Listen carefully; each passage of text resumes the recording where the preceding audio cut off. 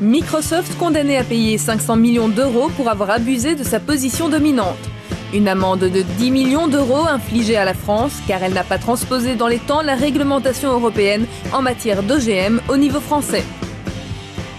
Pour faire respecter le droit européen par les États, les institutions européennes et le monde des entreprises, il faut parfois des sanctions lourdes. C'est ici que ça se passe. Bienvenue à Luxembourg, à la Cour de justice de l'Union européenne. C'est une cour comme une autre, avec des juges, des avocats et des salles d'audience. Enfin presque. Ici, il n'est question que d'affaires liées au droit européen. Libre circulation des personnes, des marchandises et des capitaux, protection des consommateurs et de l'environnement, les compétences de l'Union européenne ne cessent de croître.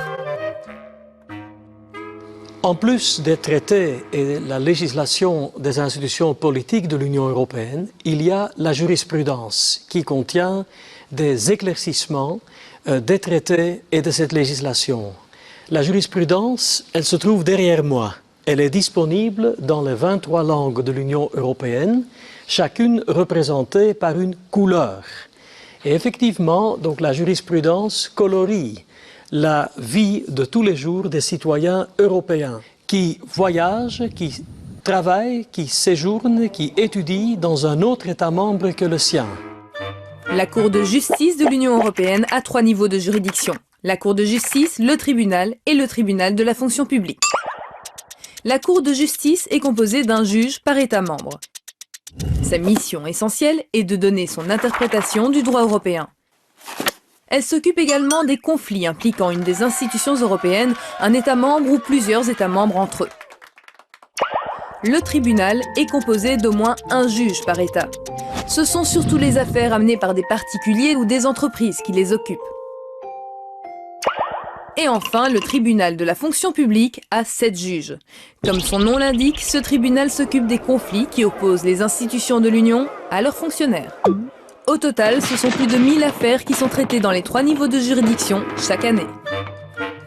Mais que fait exactement la Cour? Le plus souvent, il s'agit d'interpréter la loi. Un juge national demande de préciser la signification d'un point du droit européen.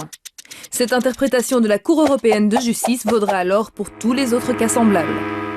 Mais attention, la Cour de l'Union ne tranche pas le contenu du litige. Elle ne donne que son interprétation. Et ce sera au juge national de se prononcer en conséquence. La Cour peut aussi vérifier que toute loi, régionale ou nationale, respecte le droit européen, car celui-ci a une valeur supérieure aux droits nationaux des États membres.